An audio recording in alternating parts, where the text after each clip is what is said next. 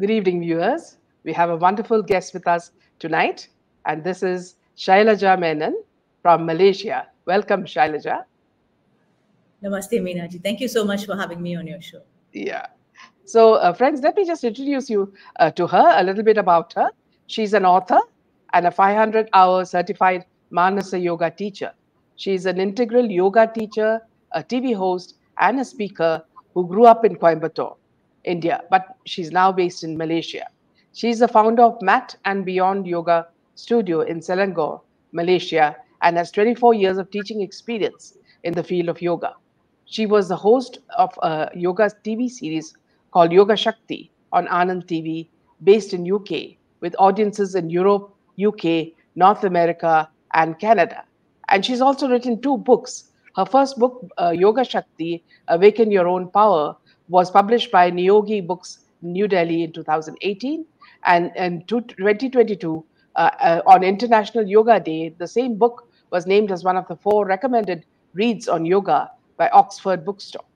Her second book, Breathe, Bend, Be, which was recently released, was published by Hay House, New Delhi. The book was released on 15th of December 2023, and the forwards have also been written by, actor Madhavan, Madhavan, Mother, yeah, Madhavan Mother. and Shailaja teacher from Kerala. So there's a lot to Shailaja that you will not be able to know in one go. So many aspects of a character that will, show itself in this interview. So welcome, Shailaja. Very nice to touch base with you. And looking at all the images that you've sent me, you have a very vibrant studio going on in Malaysia. So let's start. This is just a candid conversation where you could tell us about yourself and how you landed in Malaysia and how this interest in yoga grew. I came to Malaysia because I got married to someone who was based in Malaysia, my husband Prem. So I moved to Malaysia almost, I think, 27 years now.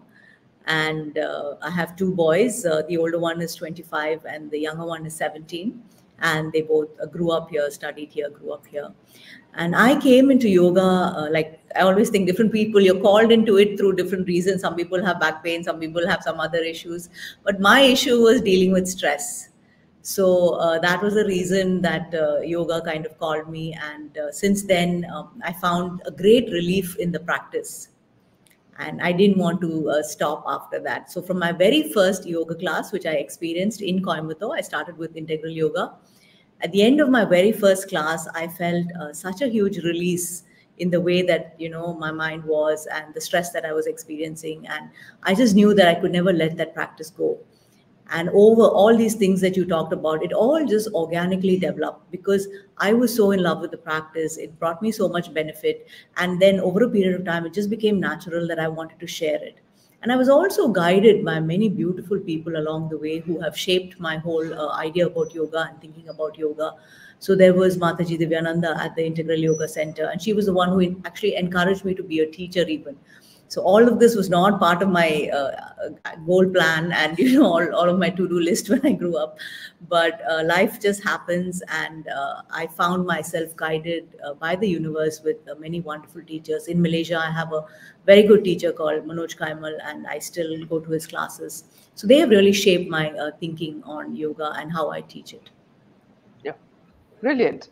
And also, do tell us, like, see, when you speak about yourself as a person, I'm sure, as a girl, what you were as a girl, and now what you are as a woman who has so much of experience.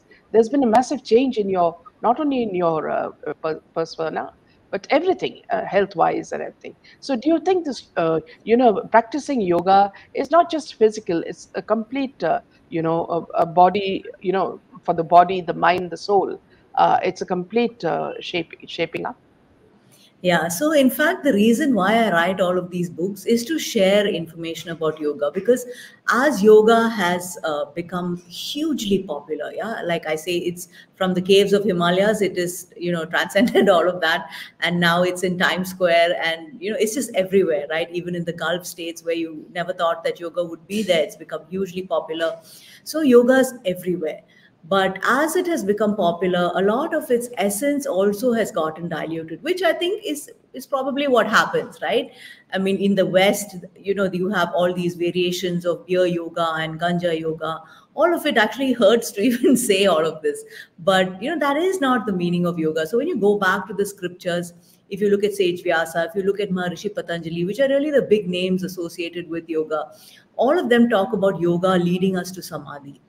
Yeah, so that is the ultimate aim of yoga practice.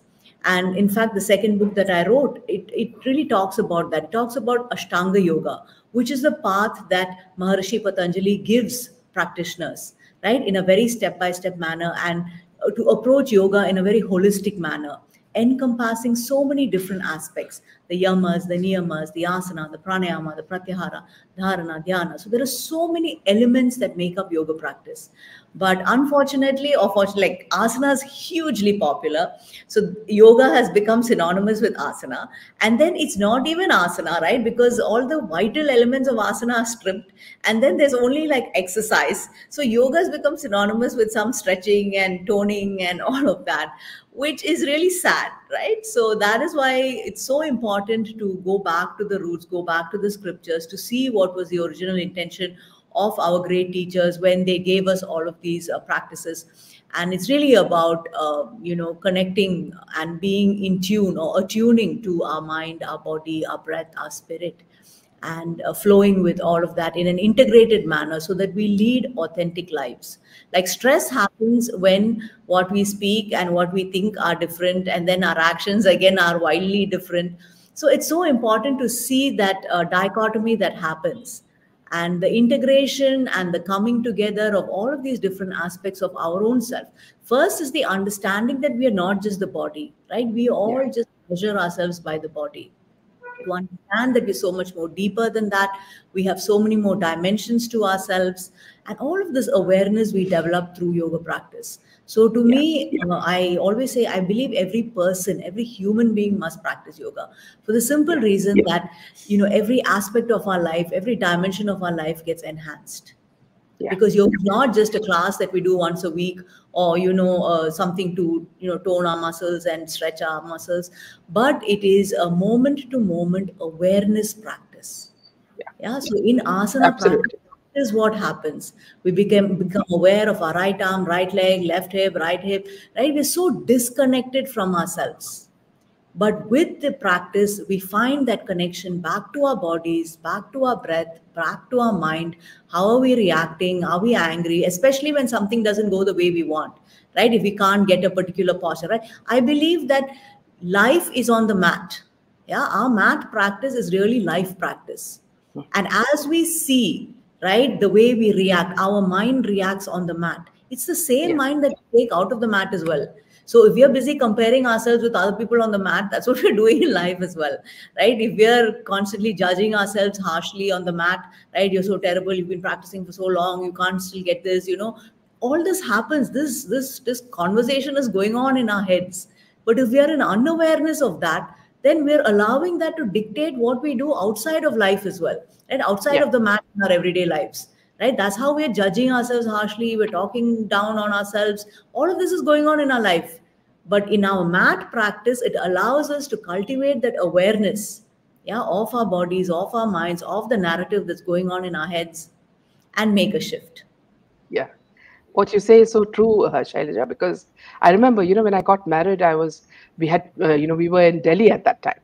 Okay. And yeah, we started doing yoga at Dhirendra Brahmachari's, yoga Yeah.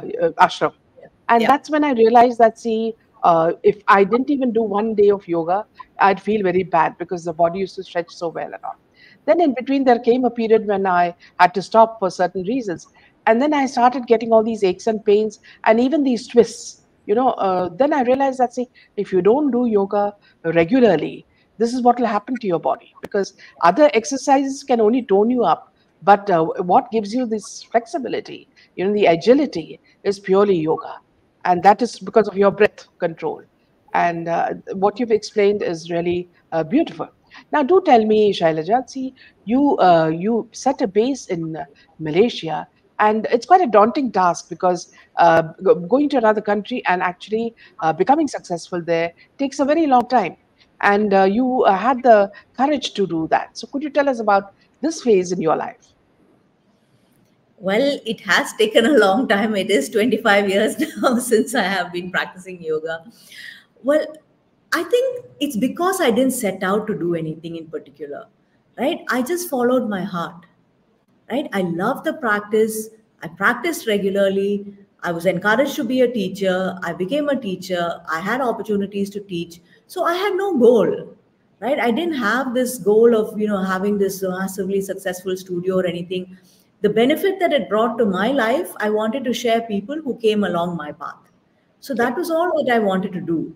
So yeah, that's how it went about. Like everything just happened organically in a step by step manner. I envisioned an end goal, and even today, I have no end goal in mind because I truly believe that the universe has a plan that is far greater than any plan that we could conceive of. And our job is to just do our current job as well as possible because that yeah, is what leads us to the next. absolutely. And do tell us about, see, how did your, membership grow? How did you spread? Was it by word of mouth, or what was your, the way you marketed yourself in this role? Marketing really is not my forte because I think it's like I think all yoga teachers will say the same thing, but it really grew through word of mouth. Had a very good group of students who came right at the beginning, and I was very lucky that they also had the same passion for yoga, and they found the same benefits that yoga practice offered.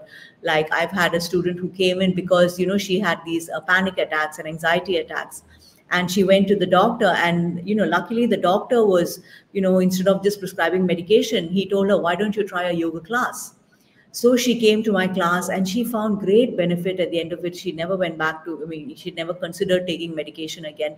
So I've had people who've had huge benefits from the practice, so they became very loyal students, and they're still my students to this day. And they went on to share it with their friends, and share it with other people that they knew. So that's how the studio grew. Really, I mean, I really have no marketing plan. It's still very much just people who have benefited from the practice, who feel the value of yoga practice in their lives, and then they brought their children as well. So I had a 5-year-old when I started my studio. So in order to encourage him to practice, I started a group of kids. As you can see, this is the image on the screen right now, Yeah, yeah. grown up, right? So I have a good group of young children In that fact, I yeah. have In fact, I for. wanted to ask you a question with regards to this photo. You see, they're all doing Bhujangasana. Correct. So you tend to make things more easier for them because this is a easy method to learn Bhujangasana, isn't it? It is, but the wall can either assist us or it can increase intensity. Yes. So, the wall assisted Bhujangasana, this particular pose actually makes it much more intense Okay. because you have to have that, if you see their spines, right, Mhm. you have to have that level of spinal extension to be able to put your chest flat on the wall. So Okay. this actually is a way to increase, though the wall can be used in many ways, right? A lot of the times the wall gives us support, but Yeah. this particular position is actually increasing the intensity. Yeah. Yeah, And in another one, you've shown how, see, when they extend their legs, some of yeah, them are not really able to do it because they may be amateurs. yeah. So, can you tell us this technique? How do they improve on making it flat? Yeah, so this is the split. Yeah, so this is actually Mm, a very challenging position. It's mm, called Hanuman Asana, mm. and it takes many years. So, in fact, if you see some of my students here have been with me for many years, but Yes. it takes regular practice. I always say, yoga, what you put in is what you get out, right? It's a very Yes. fair practice. Yes. So, if Yes. you put in like once a week practice, you get once a week benefit. If you put in like 3 times a week practice, you get 3 times a week benefit. So actually most of these students are very regular and they practice well, but it's just that it is a very challenging position, Hanumanasana. So what we do is we assist, we use blocks, and you saw some of them keeping their legs on, on a piece of cloth. That is to help them to, slide the heel forward a little bit more. So we use the, assistance of blocks, we use chairs, we use the wall, we use straps. All of it is to Do you help. also use those cloth swings? No, I don't do that. That's called aerial yoga. No, I don't. Yeah, Yeah, yeah, that's more modern. yeah. Yeah, So do tell more me also rugged. this, when you say modern yoga, uh, a lot of the Indians, though they are Indians, they try to change the names of, our asanas into very strange English words, which I find rather irritating because they're calling them mountain thing and Yeah, dog yeah. pose and all that. Why can't they, the way we pronounce French words or American words, they should also learn to pronounce our asanas, isn't it? Yeah, I agree. I mean, there is like that's what I said. As yoga became hugely popular, it also got diluted, right? So it's very hard, I think, to keep track of what people are doing, everywhere. But I believe that genuine yoga teachers who truly value, the culture from it, from where yoga comes, I believe they will make the effort. I have seen, Westerners, totally devoted to learning Sanskrit names. And so it's not at all, it's all about attitude. Yeah. Yeah. So if you have respect for the roots of yoga practice and where it comes from, if you value its heritage, then you will make the effort to Yeah. retain its names. Yeah. Uh, Shailaja, see, in one of my conversations with you, a very interesting one, you had mentioned the importance of millets, in nutrition, which is what our Prime Minister is also speaking about. He says that you cannot imagine the qualities of millet and how it can completely substitute what we are eating, which is rice and grains. So I remember when we were speaking about it, you said that how we can slowly start making a shift into a different form of eating, and how carbohydrates can be reduced if you want to sort of lose weight. So could you speak about that, because I found that very interesting. You told us that in a day, a person can have these things. So if you could speak of a diet that any woman or man can have. I'm talking about Indians, so you can Yeah. use our food as examples. I think Indians, especially Indians who grew up in India, like we're very stuck to our diets of, Yeah, rice, chapati, all of that. So, but what I have understood, like I've had to battle weight even as a child, and then now the whole menopause thing. So something that I'm very conscious about diet, in my diet, and I've had to refine it along the way, and I've had to put a lot of thought into all of this. So what I have come up with, what I understand is we need to eat much less than what we eat. One is that.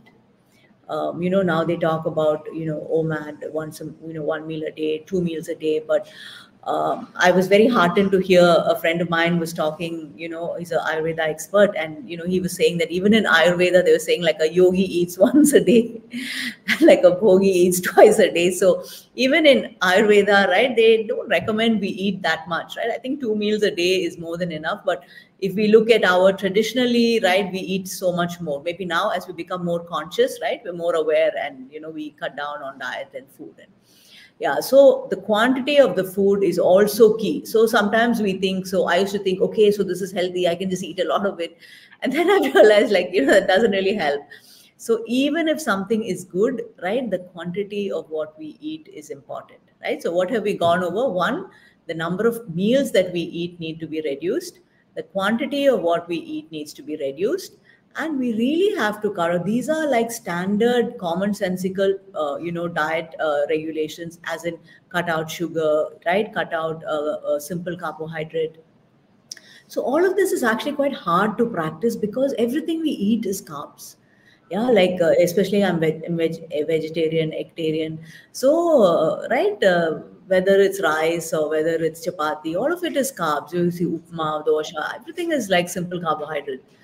And that's why I found millet to be a good substitute, because we really have to eat something. So instead of eating simple carbohydrate or white rice, right, if we do something with millets. So in fact, here my yoga students, a lot of them are very into diet as well.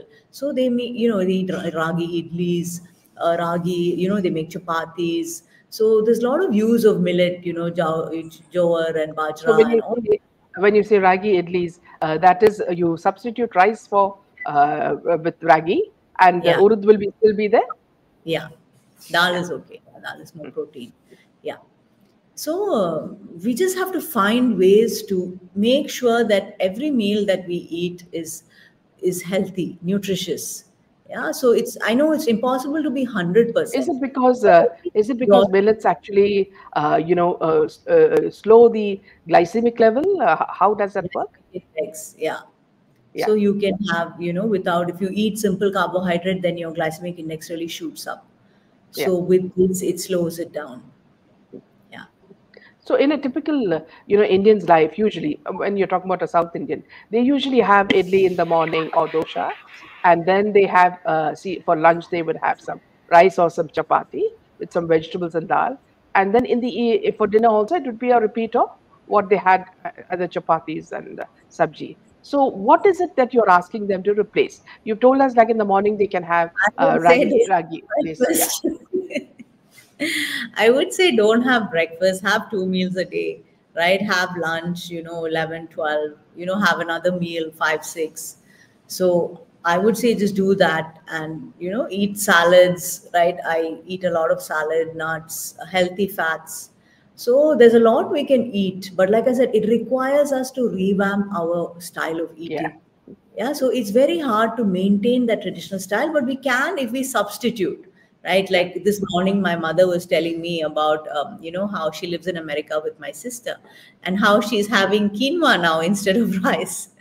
So, there is a lot of substitution that we can do, but it requires that commitment to, health and nutrition. And like it requires that change of life. Like I find, I've been away from India now for 27 years, and, I find it, I can do all of that stuff. But when I go back to India, I go back to friends, and I find that everybody's still eating pretty much the same you see, way. yeah, Yeah, exactly. yeah. Every traditionally, breakfast will be dosha, idli, all of that. So it requires a change in mindset, Mm. and we really need to commit to it. Like we should have that strong desire, yeah, to make the Yeah, change.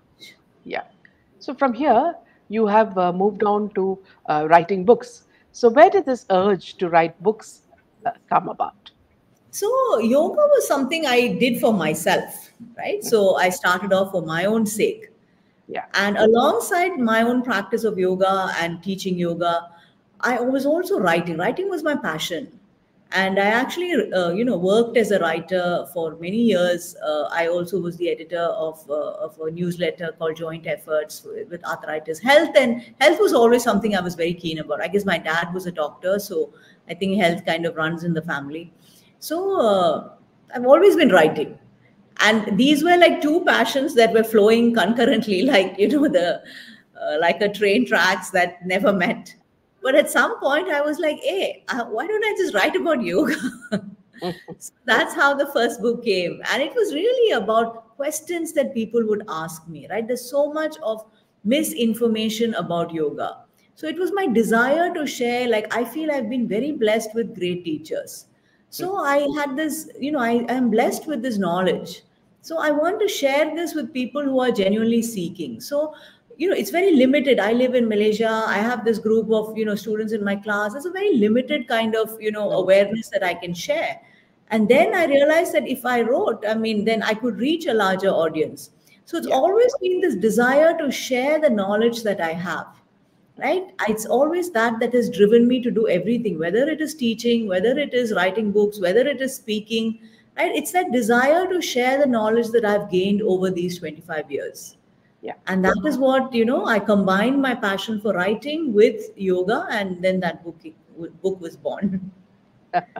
Congratulations for that. And I believe it's available on Amazon, friends. Right. And this is the book in case you would like to, buy it. It's called Breathe, Bend, Be. Yeah. So it will be a valuable asset for not only people who practice yoga, but otherwise, your complete well-being. So in case you want to order it, it's available on Amazon, right, Shailaja? Amazon or Amazon India. Yeah.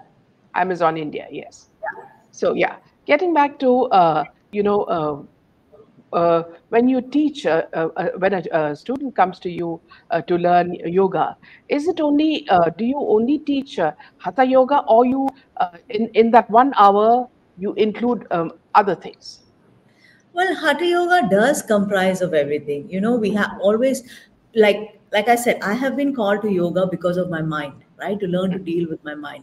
So, and it's not just about me, but even if you see the Ashtanga yoga, if you look at the first limbs of what they call the Bahiranga, the external limbs are yamas, niyamas, asana, pranayama. But when you go to the inner limbs, antaranga, they're all about dharana, dhyana, samadhi. So starts with pratyahara. So all of these things are important. The mind is the key to yoga practice.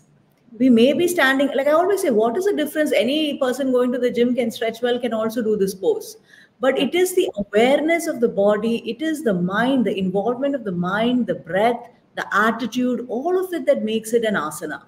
Otherwise, what is the difference between a stretch and an asana? They're pretty much, they look the same.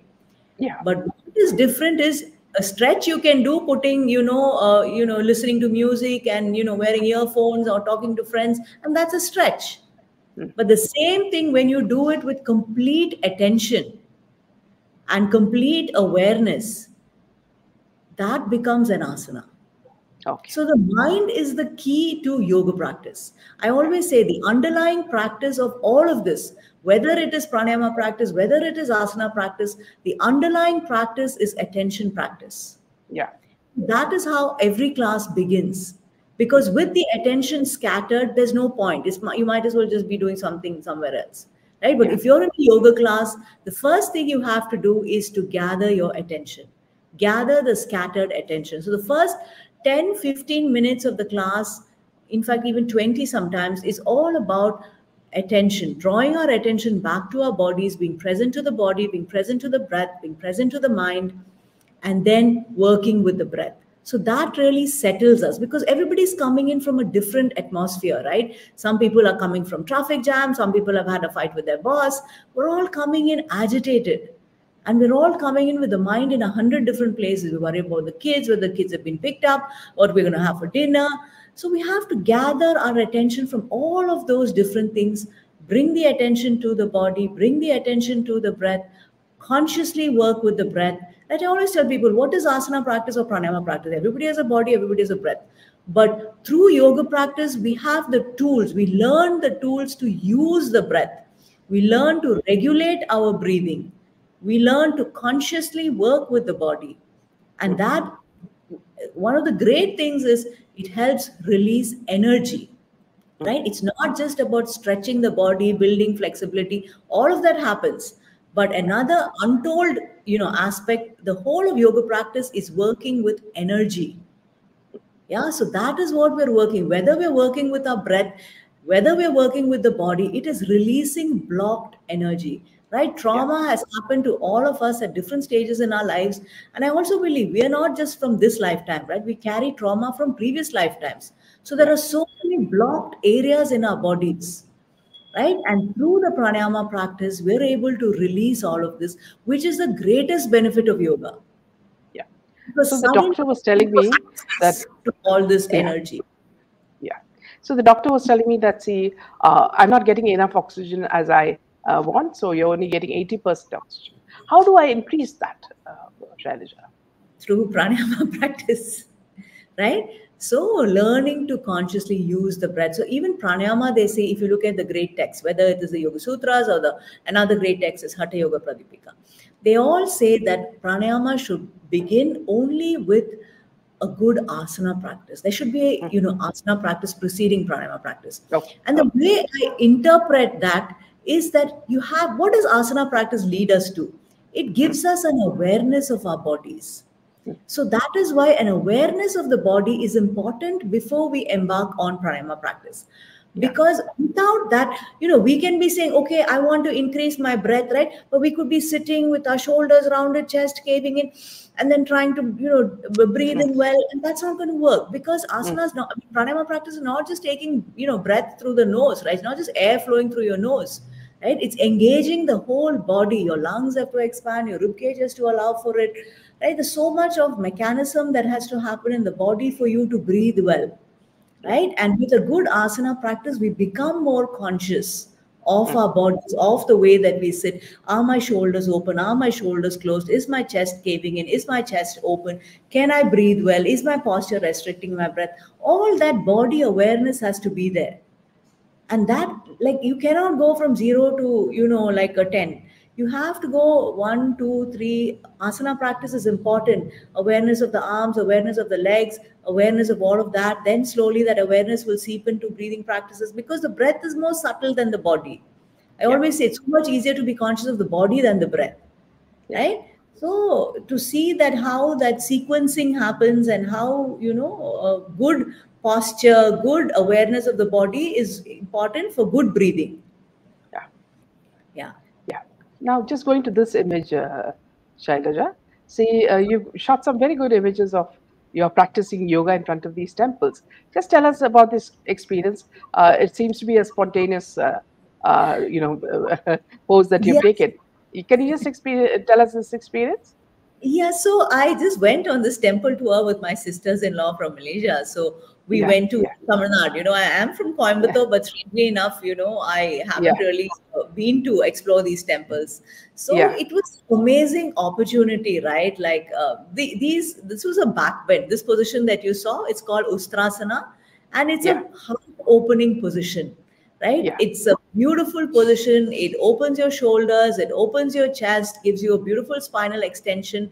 So those are all the physical things, right? But mm, emotionally, on a spiritual level, it's really keeping your heart open to the energy that is around. Why do we visit yeah, temples?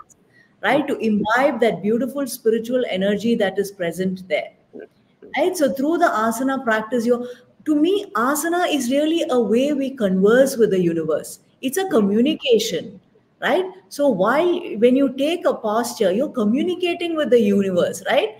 My heart is open to you, right? Come fill my heart, right? So that is what these postures are, and that is a, as a, like, a dancer would have a different interpretation, but as a yoga practitioner, you use the asana as a tool to communicate with the universe, right? You want to be more open, you want to be more, not to release, to forgive, not to hold on to grudges, keep your heart open. So backbends are beautiful for that. I always say, sometimes, intellectually we know, oh, I must not hold on to a grudge, I must not, hold on to bitterness, but we don't feel it, right? mm, Intellectually we know, but emotionally the connect is not there. But that's where asana comes in. Through your body, through your postures, you can create what you want to feel, right? You're facilitating that emotional body to, to feel what it wants to feel by taking that certain position. Like, there are some positions which are deep forward bends. Yeah, yeah, and that is a beautiful gesture of surrender, of mm, letting go. There's a concept of Ishvara Pranidhana. mm, So that is a beautiful. So by taking that posture, like say Uttanasana, that is a communication to the universe that I am letting everything go. Sometimes we're so burdened by so many issues, right? mm, And we don't have all the answers. But when we take that position, it's like, universe, I'm releasing it all to you. I surrender. mm, Yeah, so that way it's such a beautiful way to communicate with the universe, because it's all unspoken, right? We yeah, don't yeah, hear the universe talking to us. So it's not a mm, spoken communication, but mm, it is through all of these gestures, through all of these positions, through all of the attitudes that we have, right? That mm. we communicate to that greater dimension of the universe. Yeah, yeah. So, in the process, Shailaja, see, over these years, I'm sure that, see, usually it's the mother who influences the children and the husband, in following what she does. So, I'm sure your family must be equally healthy and conscious of their, their health, their body issues. You would have, influenced them in a very big way. Could you tell us about that? I have to confess here that one thing I've learned in the journey of life is, you can take a horse to the water, but you cannot get it to drink. You can say all kinds of things, but only people Yeah, who are receptive to you will, yeah, actually listen to you. So I'm not yeah, going to claim that everyone in my family listens to what I say. I will yeah, say that I have greater influence over my children and a lesser yeah, influence over my husband. We'll just leave it yeah. at that. So my kids, yes, have been exposed to yoga from a very young age, especially my Yeah, second son, Krishan. I told you he was yeah, 5 when I started my studio. So he's come yes, to regular classes over the last, 10, 12 years. So yeah, and every class, even the children's class, I have a little bit of philosophy at the end. and we also do a gratitude practice, so that we start learning to be conscious of what we have. The mind has a negativity bias. So I'd written about this in my first book. Yeah, naturally it has a negativity bias. It's a form of survival, I think. It's Yeah. a scientific thing. If Yeah. you have 10 people who said hello to you and the one person didn't say hello to you, you will only focus on the one person who didn't say hello. Right? We have to, so as yoga we say, it's all about being conscious, right? Conscious human beings.